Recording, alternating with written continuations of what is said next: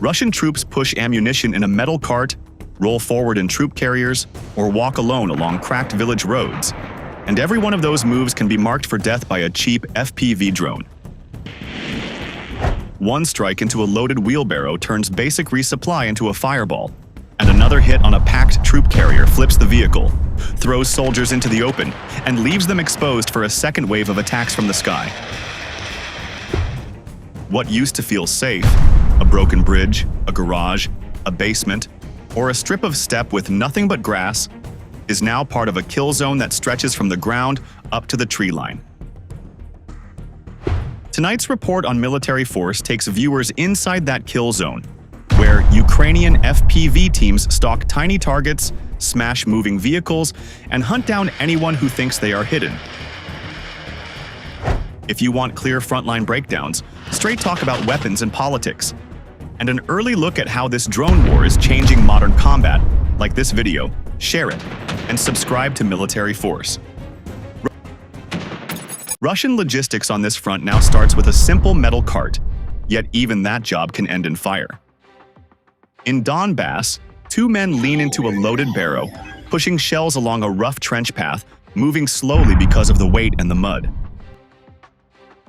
Above them, a small first-person view craft is already lining up the shot, guided by an operator who sees every movement through a camera feed.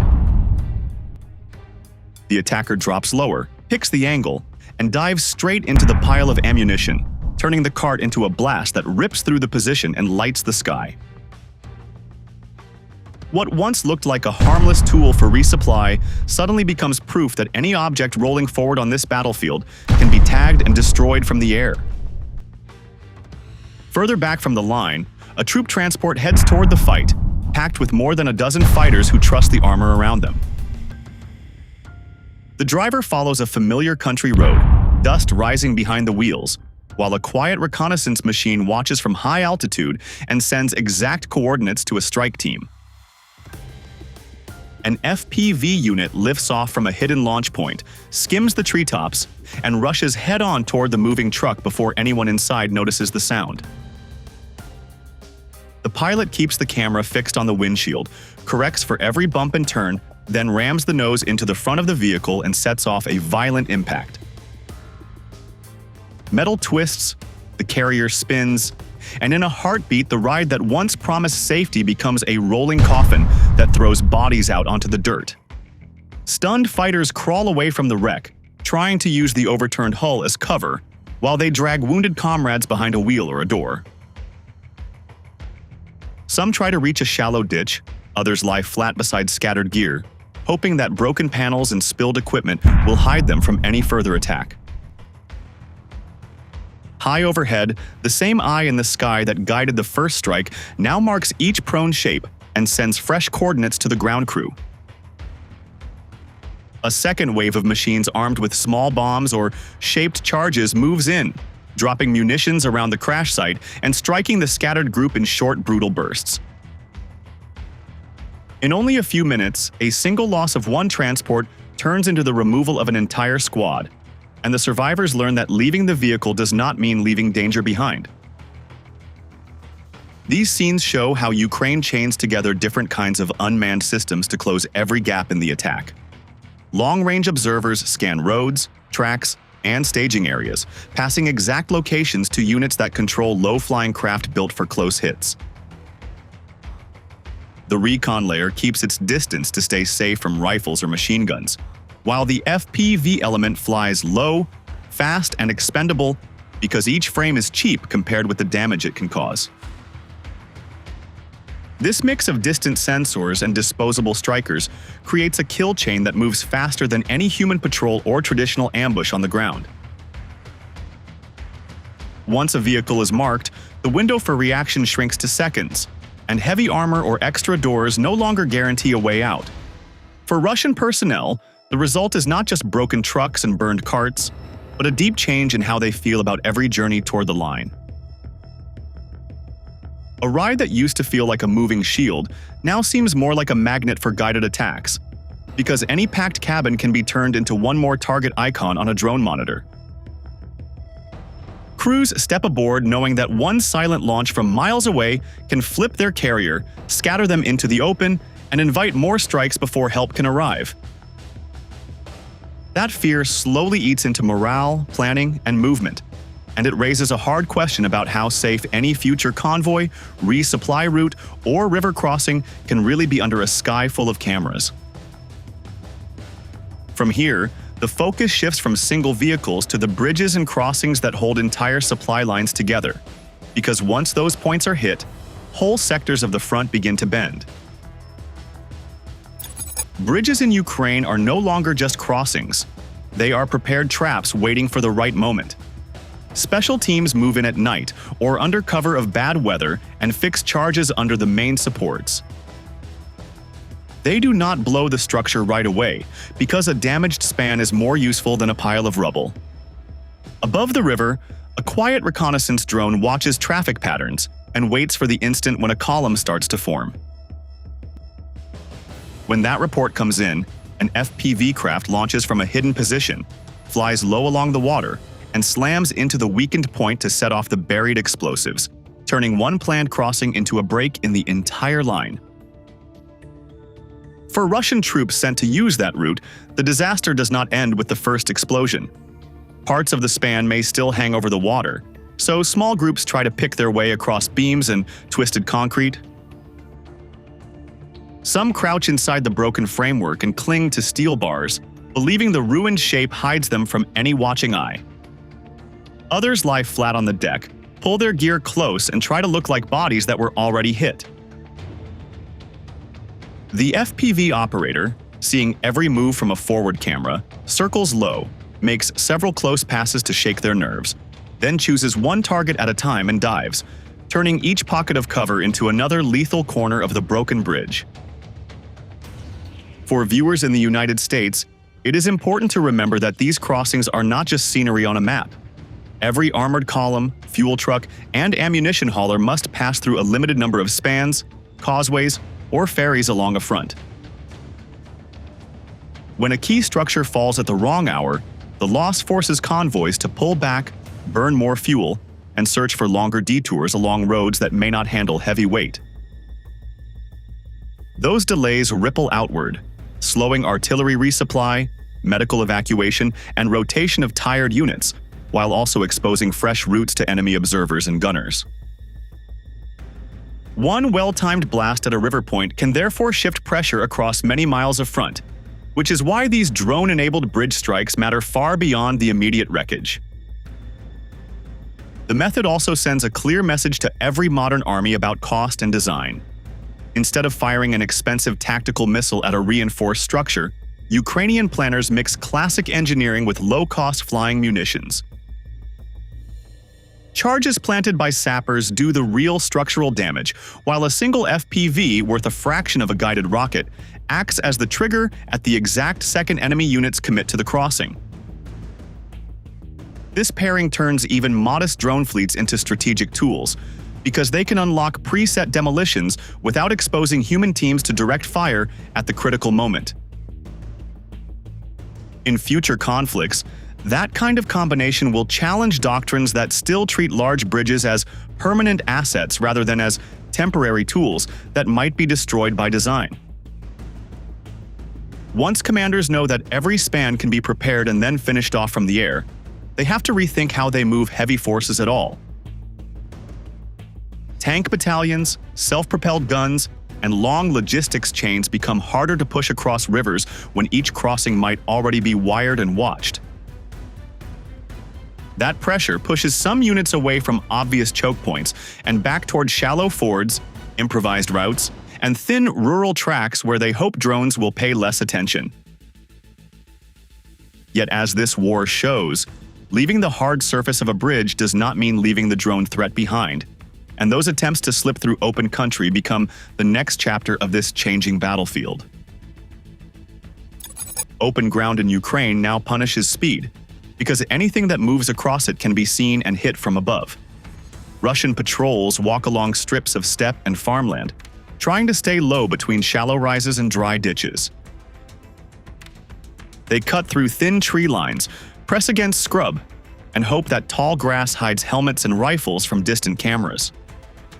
Small teams switch to motorbikes, scooters, and three-wheeled rigs when they want to cover more distance before dark.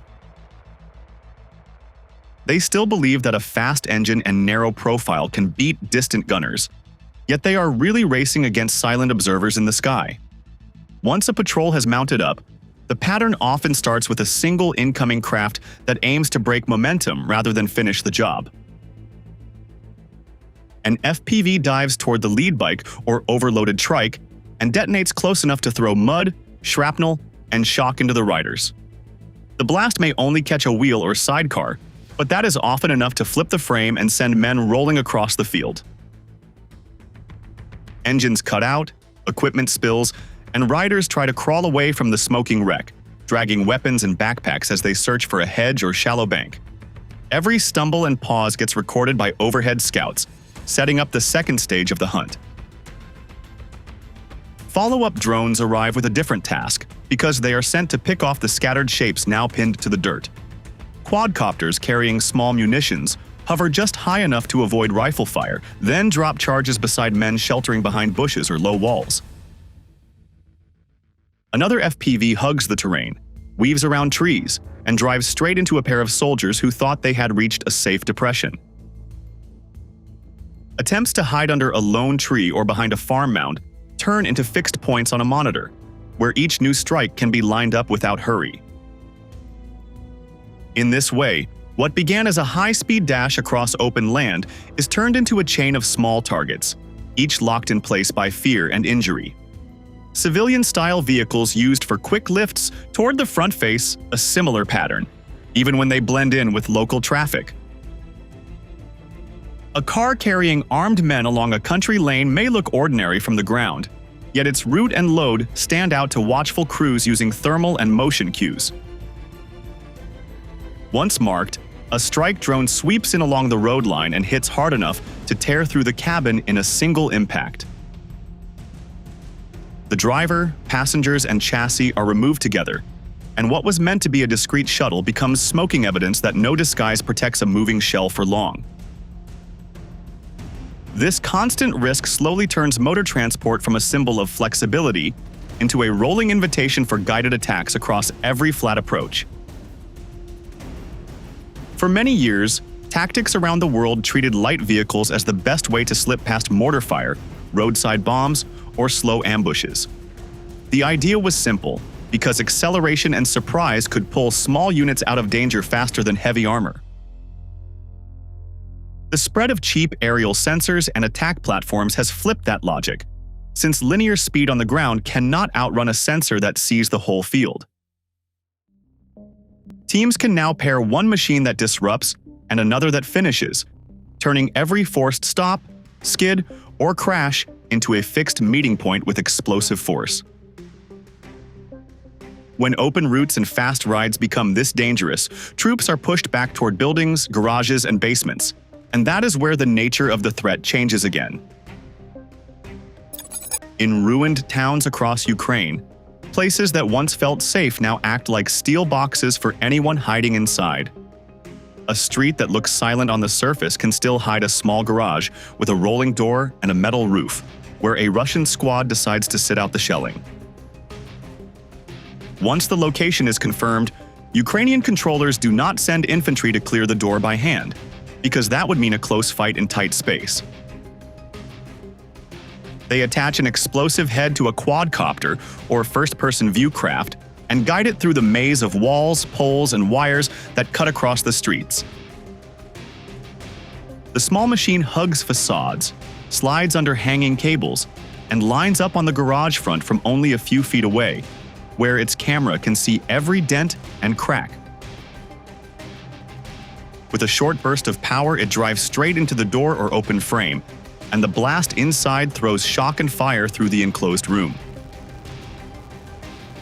What looked like a shield a moment before becomes a trap that sends fragments in every direction, and that single strike shows how quickly a hiding place can turn against the people inside.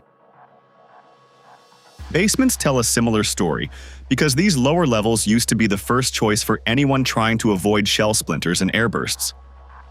In older wars, Families and troops went downstairs during raids, knowing that earth and concrete above them would soak up most of the damage. Today, a single careless move, like stepping into a doorway or leaving a hatch half open, can give aerial watchers the exact line they need to plan an indoor hit. Remote pilots send a small aircraft down a stairwell or through a broken window, steering with careful inputs as the signal bounces through the cramped structure. When the charge goes off in that narrow chamber, people have nowhere to move and almost no time to react. And that reality makes every underground room feel less like a refuge and more like a cell. For anyone fighting on the ground, this loss of clear safe zones creates a constant mental strain that is hard to measure but easy to feel. A soldier can no longer look at a garage, a shop front, or a cellar door and know if it is a smart place to rest or a site that has already been mapped by enemy operators. That doubt eats into split-second decisions because the choice to step inside, stay in the street, or crouch behind an outer wall all seem risky in different ways.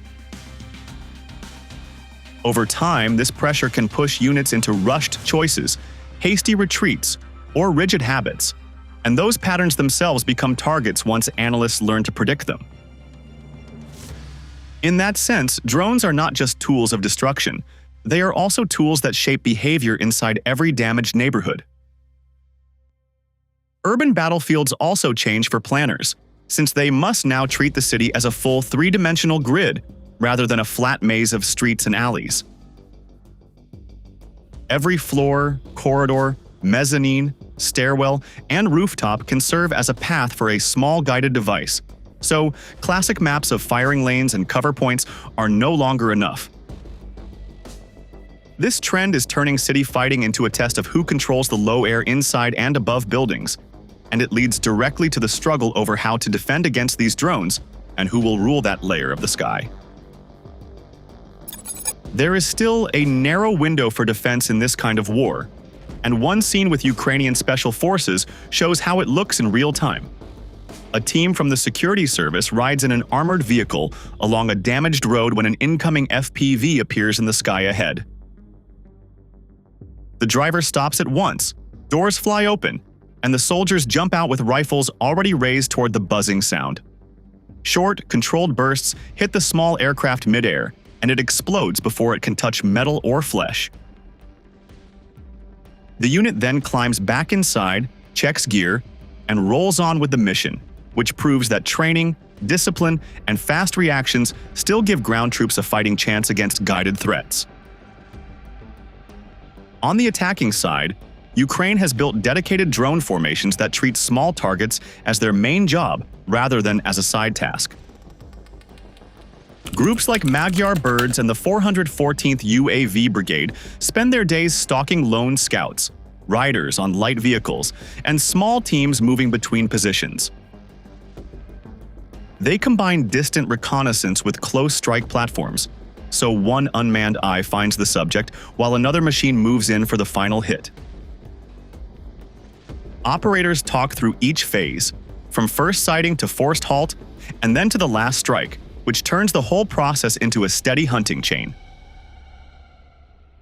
There are even cases where the crew deliberately holds fire when a shaken Russian soldier drops his weapon and no longer poses a threat, because at that point, a prisoner is worth more than one more body. Those choices feed into a wider picture about rules and image in a drone-heavy conflict. The decision to capture instead of kill with a remote weapon is not only about one pilot's conscience under pressure. It also shows partners and observers that Ukraine is trying to stay inside the laws of war, even while using tools that can easily cross moral lines. In a world where every strike can appear online within minutes, such restraint becomes part of strategic communication as much as battlefield conduct. All of this sits on top of one hard truth, which is that almost no movement on this front is truly hidden anymore. Light carts, armored trucks, temporary bridges, small shelters, trenches, tree lines, and open fields all fall under the same electronic gaze. Russian infantry on exposed ground face steady erosion because each team, vehicle, and even lurking loitering munition can be taken apart by cheap, repeated blows over time. What looks like a collection of short clips is in fact a new style of warfare, and control of the low sky is now starting to decide how any army can move on the ground at all. This war in Ukraine now looks less like old trench lines and more like a live test of how far cheap unmanned systems can reach into every part of a battlefield. Infantry, armor, bridges, and city shelters all face the same quiet pressure from small machines that see farther than any human patrol and strike faster than most crews can react. Ukraine has turned that pressure into a method, using organized drone units, quick decisions, and flexible tactics to wear down opponents piece by piece, while other armies watch and take notes for their own future fights. The hard question is which forces will change their doctrine fast enough, and which ones will keep trusting thick armor and deep basements until reality proves them wrong. If you want more clear frontline reports and straight talk on weapons and politics, like this video, share it, and subscribe to Military Force.